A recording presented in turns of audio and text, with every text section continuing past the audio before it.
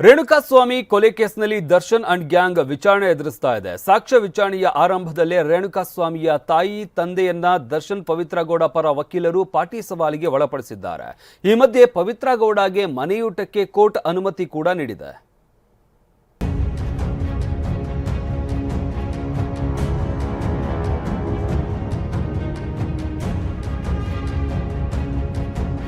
ಕೊಲೆ ಆರೋಪಿ ದರ್ಶನ್ ಗೆಳತಿ ಪವಿತ್ರ ಗೌಡಗೆ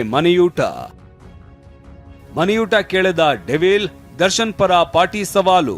ರೇಣುಕಾಸ್ವಾಮಿ ಕೊಲೆ ಪ್ರಕರಣದಲ್ಲಿ ದರ್ಶನ್ ಅಂಡ್ ಗ್ಯಾಂಗ್ ಜೈಲು ಸೇರಿದೆ. ಕೇಸ್ನಿಂದ ಹೊರಬರೋದಕ್ಕೆ ಡೆವಿಲ್ ಗ್ಯಾಂಗ್ ಎಲ್ಲಾ ಪ್ರಯತ್ನ ಮುಂದುವರೆಸಿದೆ. ಇತ್ತ ಬೆಂಗಳೂರಿನ 57ನೇ ಸಿಸಿಎಚ್ ಕೋರ್ಟ್ ಟ್ರಯಲ್ ನಡೆಸ್ತಾ ಇದೆ.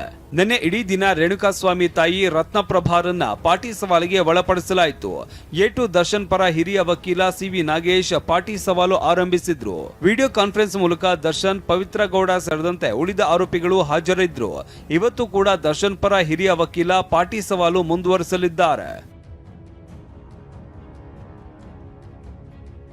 ಇದೇ ವೇಳೆ ದರ್ಶನ್ ಗೆಳತಿ ಎ1 ಪವಿತ್ರ ಗೌಡ, ದರ್ಶನ್ ಮ್ಯಾನೇಜರ್ ಎ11 Nagaraj, Darshan driver Lakshman TV paper ಮನೆ ಊಟಕ್ಕಾಗಿ ಮನವಿ ಮಾಡಿದ್ದಾರೆ. ಇಂಟ್ರೆಸ್ಟಿಂಗ್ ಅಂದ್ರೆ ದರ್ಶನ್ ಮನೆ ಊಟಕ್ಕೆ ಕೋರಿಕೆಯನ್ನೇ ಮಂಡಿಸಿಲ್ಲ. ನಾಗರಾಜ್, ಲಕ್ಷ್ಮಣ್ ದರ್ಶನ್ ಆಪ್ತರಾಗಿದ್ದಾರೆ. ಹೀಗಾಗಿ ದರ್ಶನ್ ಉದ್ದೇಶಪೂರ್ವಕವಾಗಿ ತನಗೆ ಅಂತ ಪ್ರತ್ಯೇಕ ಮನೆ ಊಟ ಕೇಳಿಲ್ಲ ಎಂಬ ಅಭಿಪ್ರಾಯ ಇದೆ. ಮುಚ್ಚಿದ ಕೊಠಡಿಯಲ್ಲಿ ವಿಚಾರಣೆ ನಡೆಸ್ತಾ ಇರುವ 57ನೇ ಸಿಸಿಎಚ್ ಜಡ್ಜ್ ಈರಣ್ಣಪ್ಪ ಪವಡಿ ನಾಯಕ್ ಮನೆ ಊಟ ಸಂಬಂಧ ಆದೇಶ ನೀಡಿದ್ದಾರೆ. ಮನೆ ಊಟಕ್ಕಾಗಿ ಪವಿತ್ರ ಗೌಡ, ನಾಗರಾಜ್, ಲಕ್ಷ್ಮಣ್ ಅರ್ಜಿ ಸಲ್ಲಿಸಿದ್ದು ತಮ್ಮ ಮನೆಯಲ್ಲಿ ತಯಾರಿಸಿದ ಊಟ ಒದಗಿಸುವುದಕ್ಕೆ ಮನವಿ ಮಾಡಿದ್ದಾರೆ. ಜೈಲು ನಿಯಮದಂತೆ ವಿಚಾರಣಾ ದಿನ ಕೈದಿಗಳಿಗೆ ಮನೆ ಊಟಕ್ಕೆ ಅವಕಾಶ ಇದೆ. ಹೀಗಾಗಿ ಮನೆ ಊಟ ಪಡೆಯುವುದಕ್ಕೆ ಅನುವು ಮಾಡಿಕೊಡುವಂತೆ ಜೈಲು ಅಧಿಕಾರಿಗಳಿಗೆ ನಿರ್ದೇಶನ ನೀಡುತ್ತಿದ್ದೇನೆ.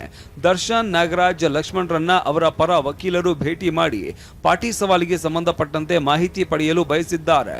ಜೈಲು ಅಧಿಕಾರಿಗಳು ಭೇಟಿಗೆ ಅವಕಾಶ ಕೊಡಬೇಕು ಎಂದು ಕೋರ್ಟ್ ಆದೇಶಿಸಿದೆ.